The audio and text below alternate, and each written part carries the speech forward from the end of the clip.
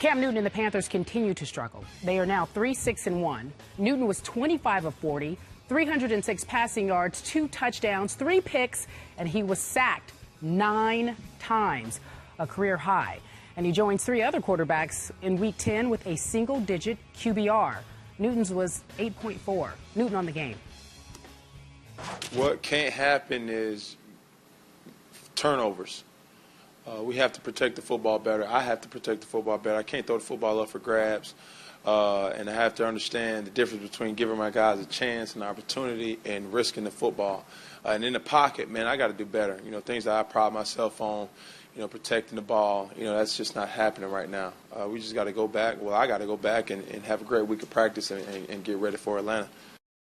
Newton was hit on 9 plays on Monday Night Football. Since he's entered the league, though, in 2011, Newton has been hit nearly twice as often as any other quarterback. Last night, Cam Newton did not look healthy.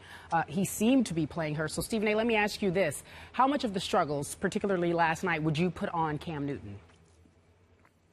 I'm not going to say very little, but I'm not going to say a lot. It's somewhere in between. I guess if I had to put a number on it, Skip Bayless, it would probably be about 30%. I think that when you look at Cam Newton right now, our sympathies should go out to him.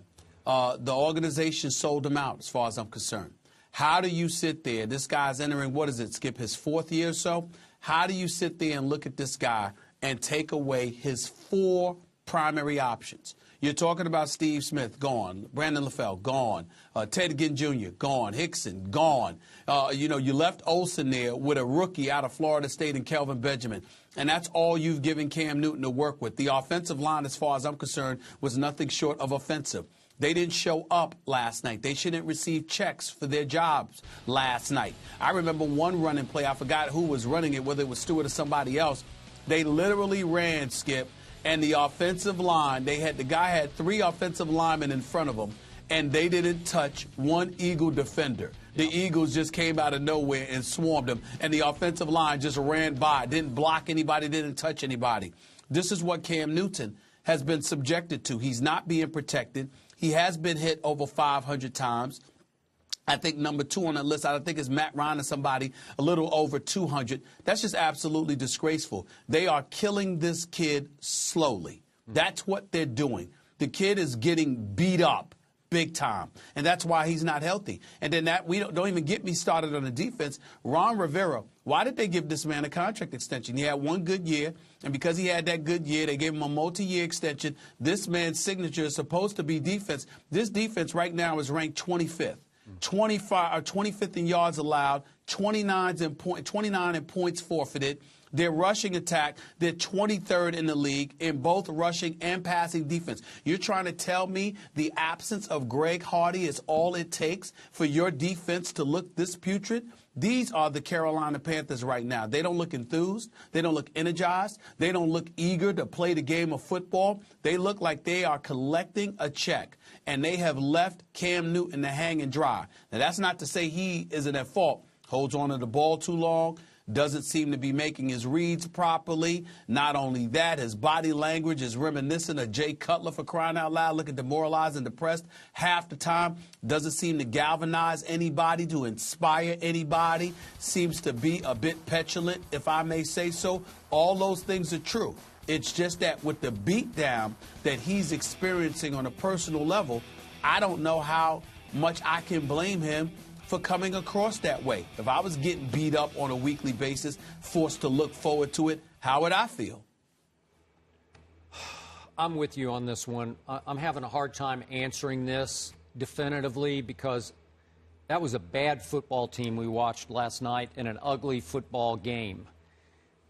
I'm not saying it was Chicago Bears bad, but it's starting to get in the ballpark, especially considering how good they were last year. They won their division last year. Cam led the league in quarterback rushing last year for the 2nd time. To start off with, he's not healthy. It's just pretty clear from watching him roll out last night or try to run away from blitzers. He's gimpy. I don't know what's wrong. I'm not sure if it's still the ankle, if something else has been hurt that we don't know about. But he sure looked gimpy to me, and he didn't look like Cam Newton to me. Now, in the big picture, just for the record, I had no problem before his draft with Cam going #1 in that draft. But I made the point strongly, he was never the most accurate passer at Auburn. Not the most accurate, but he was a dynamic playmaker with his arm and his legs. Threw some great deep balls and obviously made some great plays with his legs to complement his arm. But the accuracy will come and it will go. And then I've said this to you before, Stephen A., but I think it bears another mention. Remember those first 2 games of his pro career at Arizona? He throws for 422. And then against that bad man that is Aaron Rodgers at Carolina the next week, he threw for 432. Now, in that game, he threw 3 interceptions, and it dropped his QBR clear down to 32 on a scale of 100. But the yardage totals were so sensational that I think we all fell into the trap, the early trap of saying, uh-oh, he's got next. Here he comes, Tom Brady. Here he comes, Peyton Manning. Here he comes, Drew Brees. And he's not that guy. So if you don't compliment Cam with a decent, at least a decent defense, which they no longer have, and a solid run game, which they no longer have, he is going to struggle. So he now leads the league in overthrows with 53. And last night he had 4 more just flat-out overthrows. Throwing a little bit off his back foot, maybe being a little careless with the ball, just kind of flinging it up too often for grabs. That's Cam Newton. But again, if you put him in the right situation with the defense and the run game as they had last year, and a better offensive line with Jordan Gross, and a couple of more fairly legitimate receivers to complement the young Kelvin Benjamin, who's all he's got now, except for the tight end Greg Olsen, well, then he can be very good, very good. He can be a Pro Bowl caliber quarterback. But he, as we all know, Stephen A., I don't think Cam is long on what I would call underdog intangibles, like a against all odds fire, like he's going to take his scrappy underdog team and beat you. He doesn't play like that. I agree. Yeah, it's not that he's a front runner, but you need to let him. If he gets a foot on your throat, he will step down on your throat. He will bury you. And with this team, like you talk about, his posture looks bad. On the bench, it still looks bad. He doesn't look like that dynamic leader that's going to pick up this team and put it on his shoulder pads and carry it forward. Well, you got to remember something, Skip Bayless. We can point to all of those things, and nothing that you said was incorrect. But here's the issue. This team was the #2 ranked defense behind the Seattle Seahawks last year in the entire NFL. They led the league with 60 sacks. As of right now, they are on pace for 37. Yeah. On pace for 37 sacks. They're not getting to the quarterback. They're not being formidable. And like I told you, they ranked 23rd in the league against both the rush and the pass. Yeah. They are mediocre at best. All because Greg Hardy's gone? It's ridiculous.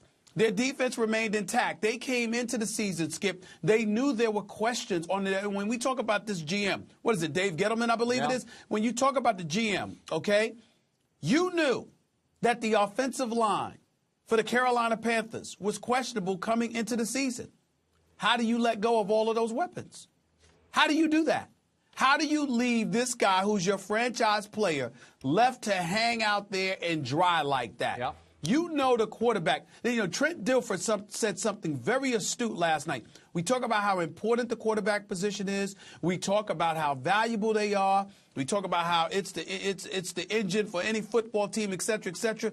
It's also the position that's most needy.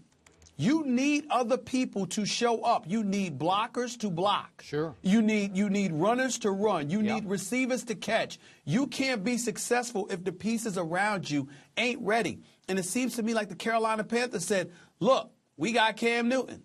We don't really need nothing else on offense right now. We don't really need anything else on offense right now. True. We'll be just fine. And it shows. And remember, it shows. To sum this up, what was a reason that we read and heard that they chose not to re-sign Steve Smith Sr.?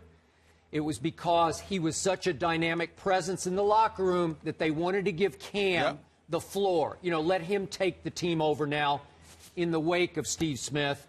And I think that was a mistake. I think Baltimore is proving that's a mistake. Cam Newton, the Panthers have lost 4 straight now. The next game for them at home is against the Falcons. When we come back,